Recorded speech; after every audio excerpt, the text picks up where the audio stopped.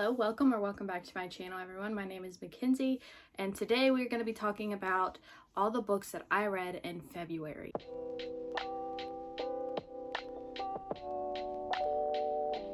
Hello, we're going to be talking about all the books that I read in February. I didn't read a lot this month, or last month, because it is March now, but the books that I did read, some of them are very good, some of them weren't very good. I did DNF a couple, and I listened to a couple. So I have a few physical copies, a few books that I don't have that I just listened to, and then I have the books that I did, unfortunately, DNF. The first book that I have here is actually a book that I decided to DNF for now. I do see myself being able to finish it in the future if I wanted to. It's not because it was a horrible story, it's just because it was starting to slow down, and at that time I was getting into a reading slump, and so I really needed something to kind of pick up the pace and help me get out of the reading slump, and it just wasn't doing it, so I just had to set it aside. So this one isn't really a DNF, it's just kind of a set aside for now, and that one is Addicted to You by Krista and Becca Ritchie. I have talked about this one previously a lot. I do think that objectively it's a good story. I think that characters in this, the trope in this isn't something that I am a big fan of. I don't really like friends to lovers, but I didn't mind this that much. I do know that everyone says to continue on with the series and that it gets better, but I saw that the next book is even friends to lovers, and I'm just not into that trope. So I don't know if I'm going to continue on with the series. I don't even know if I'm going to finish this book, so I guess we'll see how it goes. If you don't know what it's about these two friends, and they are both addicted to very extreme things, and they enable each other and are pretending to be together in order for them to have their addictions on the side. So their families don't know about their addictions. They just think that they're together, they live together, and that is it. And so in the first 100 pages of this book, I felt like the whole book was just done. So I didn't really see what more could happen, and I feel like another thing is unfolding, which is, exciting, but also it was at that point I was like, well, I just feel like the book should be done by now. So yeah, that's how I'm feeling with this one. I will let you know if I decide to pick this one back up, but for now, I'm just gonna continue to set it aside.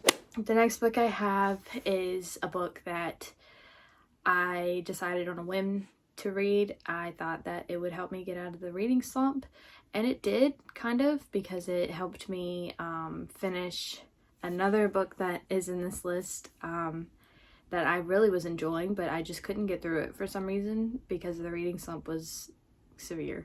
So I did pick up this one, and this is one of the ones that got voted for me to read.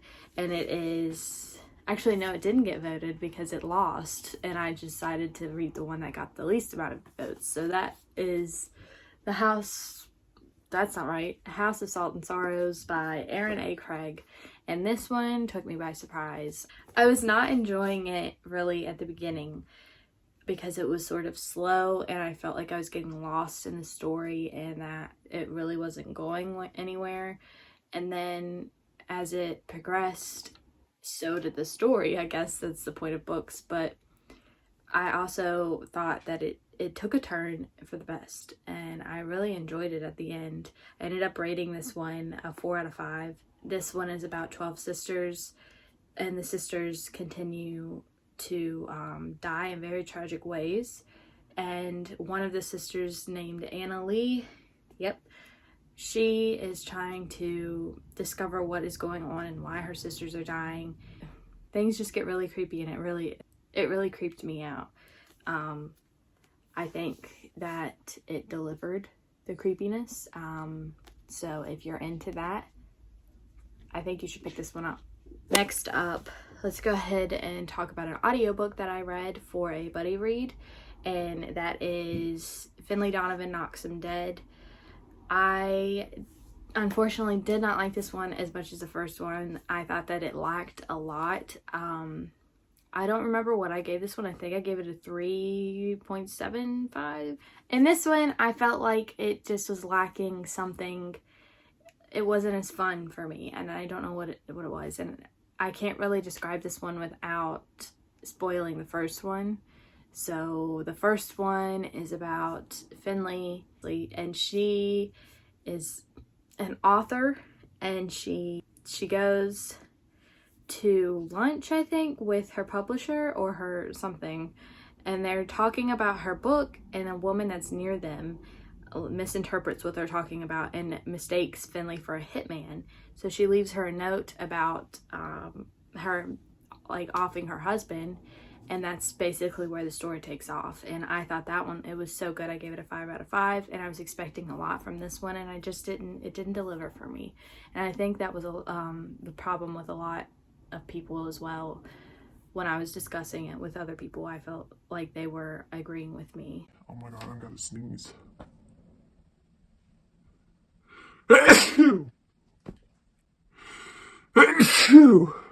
Bless me.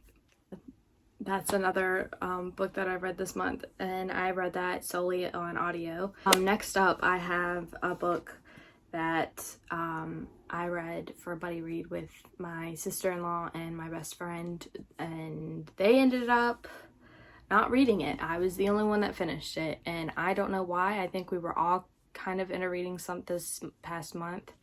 But I thoroughly enjoyed it. I gave this one a 4 out of 5, and that is In My Dreams I Hold a Knife by Ashley Winstead. I hope I pronounced that right. This one is about these friends, and they are going back to their college for a 10-year anniversary, I believe, and one of their friends in the group previously had died, and they don't know who did it still. But there's like a blame on one of the friends, and they all kind of believe it except for the main character. And so they go back, and then things start to unravel, things get crazy. It's really fun, and I liked how it went back and forth between timelines with each character. Sometimes I felt like, I don't know, I really enjoyed this one, if you can't tell. I was kindly gifted this one by someone that is also in a Patreon with me over at Mel Reads, and I really, really, really appreciate them for giving me this book because I loved it, as you can tell. And next up is another audiobook that I read, and it is Every Heart a Doorway by Seanan McGuire, and that one I talked previously about, and it is about these kids, and they all go to kind of like another world, like a fantasy world, and then they come back, and then no one really believes them that they went to this other world. So they're sent to this school, and it's kind of like a boarding school. And then once this girl named, what's her name? I forget her name. Once she arrives, things start happening, and then it just unravels from there. I was expecting a lot more, or not more, but I was expecting different things from this book. And so with that, I was a little bit disappointed. I know everyone really loves this book, so don't let my opinion sway you away from reading the book.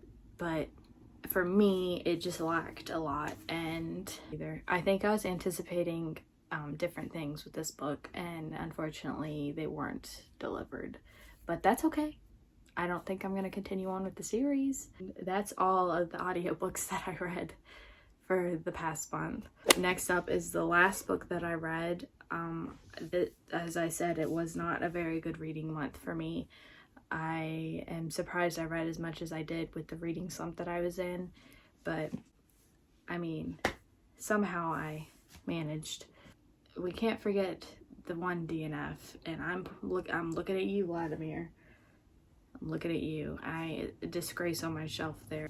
That's really mean. I'm sure the author is very nice. The last book that I have here is a book that was a buddy read with me and my best friend. We told each other that we would finish it before the month was over, and the last day of February we spent the whole day binge reading it, and we finished it. It was a ride. It was a journey. I vlogged the whole thing, sort of, and that will be in another video. But it is It Ends With Us by Colleen Hoover. Are we surprised that someone else is reading this book? Probably not. If you don't know what this one is about, I am shocked. I don't believe you. I'm just kidding. Anyways, it's about someone who... How do I describe this book without spoiling it? It's about this woman who witnesses an awful relationship between her parents. So she's kind of like, I will never be them sort of situation. She's in a situation where she finds somebody herself, and she continues to remind herself that she will never be her mother. And then it goes back and forth between letters to someone else and her previous relationship. And that is all that I know how to describe without spoiling things. The trope in this, I don't even know what the trope was. Let's just say that I didn't enjoy this book. I thought that it was poorly executed. I felt like it could have been done better. I felt like the ending was not satisfactory at all, and that's okay in books. Ooh, but like it was meant to be, and it wasn't. And so I don't have any remorse for someone that is an abuser in any way. So that's all I'm gonna say on that one.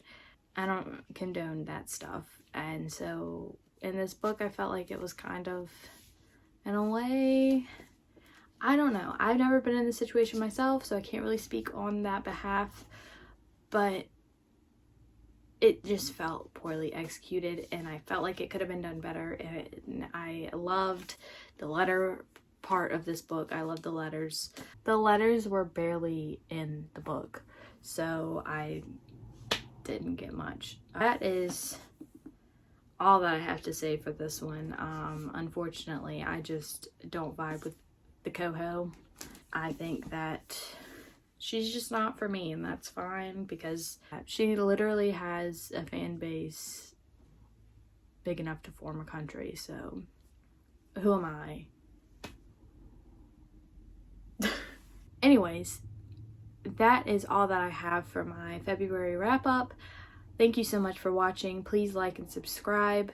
I'm trying to do a video every week. So far, it's been working out. I'm not making any promises because life. Thank you again, and I will see you in the next one. Bye.